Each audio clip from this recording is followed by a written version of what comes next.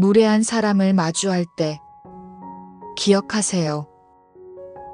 그들의 무례함은 결코 당신을 공격하려는 의도가 아닙니다. 많은 사람들이 상대의 무례한 행동을 자신 탓으로 돌리지만 실제로 그것은 그 사람의 한계에서 비롯된 것입니다. 쇼펜하우어는 인간을 이해하는 열쇠가 바로 본성을 아는 것이라고 말했습니다. 인간은 본질적으로 완벽하지 않으며 이기적이고 자기중심적입니다. 따라서 상대의 무례함을 당신의 잘못으로 받아들이는 것은 잘못된 해석입니다. 그 사람의 행동은 그 사람의 부족함을 드러내는 것이며 당신과는 무관합니다. 지능이 높은 사람은 타인의 감정을 읽고 그로 인해 상처를 주지 않습니다. 그들은 자신의 행동이 다른 사람에게 미칠 영향을 충분히 예측하고 필요 없는 갈등을 피합니다. 반대로 지능이 부족하거나 공감 능력이 부족한 사람은 자기 중심적 사고를 벗어나지 못합니다. 그 결과 타인의 입장을 이해하지 못하고 무례하게 행동하게 되는 것이죠. 즉, 상대의 무례함은 상대의 지능과 공감 능력 부족을 보여주는 신호일 뿐 당신의 잘못이 아닙니다. 우리가 일상에서 마주하는 수많은 사례를 떠올려 보세요. 직장에서 동료가 갑작스럽게 날카로운 말을 내뱉거나 친구가 약속을 어기고 무례하게 행동할 때 우리는 흔히 내가 잘못했나라고 생각하며 마음이 무겁습니다. 가족 사이에서도 혹은 사회적 모임에서 때로는 사소한 농담조차 상처가 되곤 합니다. 하지만 쇼펜하우어가 말하듯 인간은 본질적으로 자기중심적이고 완벽하지 않습니다. 상대의 무례함을 이해하면 그것이 나를 향한 공격이 아니라 그 사람의 한계라는 사실을 깨닫게 됩니다. 이 깨달음이야말로 마음을 지키는 첫걸음입니다. 무례함과 지능, 공감 능력의 관계를 조금 더 깊게 살펴봅시다. 지능은 단순히 문제를 잘 푸는 능력이 아닙니다. 사고의 폭이 넓고 다양한 관점에서 상황을 분석할 수 있는 능력입니다. 인간관계에서도 마찬가지입니다. 지능이 높은 사람은 상대방의 입장에서 생각하며 감정을 읽고 행동을 조절합니다. 회의에서 자신의 의견을 강하게 주장하면서도 타인이 어떻게 느낄지를 고려하며 표현하는 것이 그 예입니다. 반대로 지능이 부족하거나 공감 능력이 떨어지는 사람은 이러한 사고 과정을 거치지 못합니다. 자신의 욕구와 감정만을 우선시하며 타인의 감정을 이해하지 못하고 무례하게 행동합니다. 상대의 부족함을 받아들이는 일은 쉽지 않습니다. 처음에는 화가 나고 억울하며 내가 무시당했다고 느낄 수 있습니다. 그러나 마음속으로 이렇게 생각해 보세요.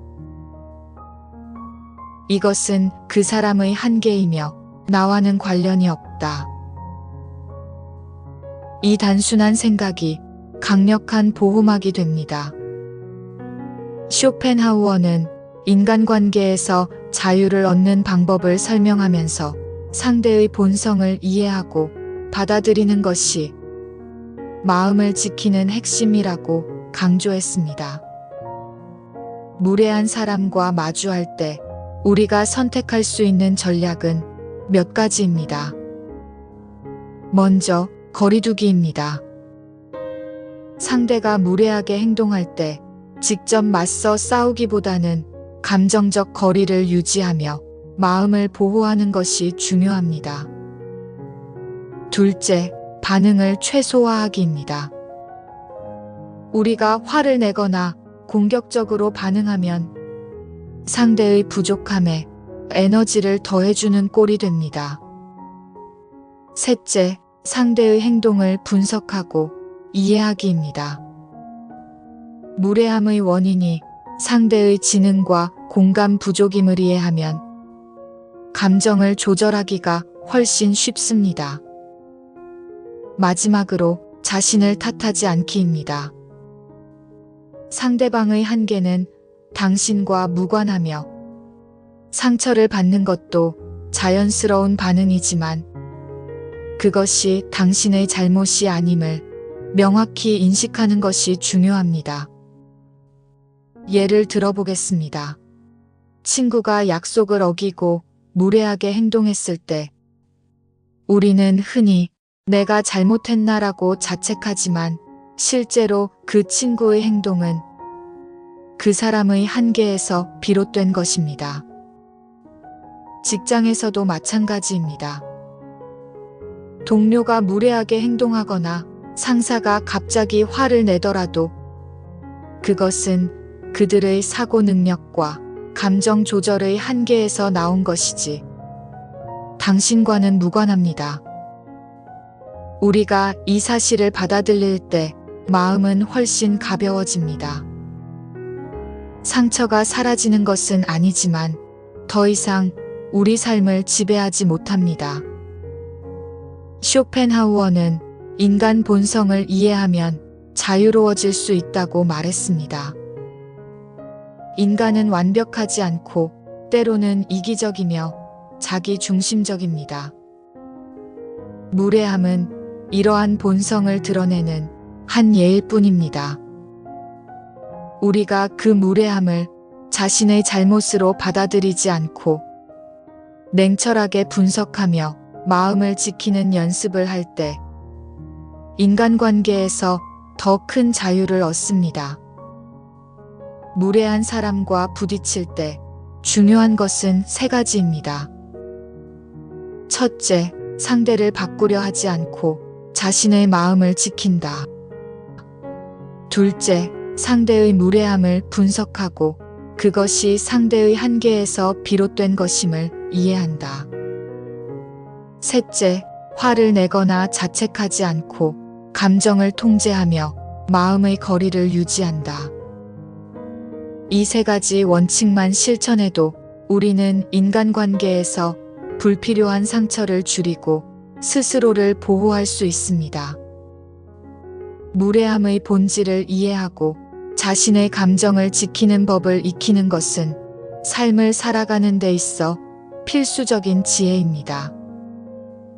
상대의 부족함을 받아들이고 자신을 지키는 습관을 만들면 인간관계에서 불필요한 에너지를 낭비하지 않고 마음의 평화를 유지할 수 있습니다. 상처는 완전히 사라지지 않더라도 더 이상 우리 삶을 지배하지 못합니다. 결국 무례한 사람을 마주할 때 기억해야 할 것은 이것입니다. 무례함은 당신의 잘못이 아니다. 그것은 상대의 한계다. 인간은 변하지 않는다. 그러나 당신은 마음을 지킬 수 있다.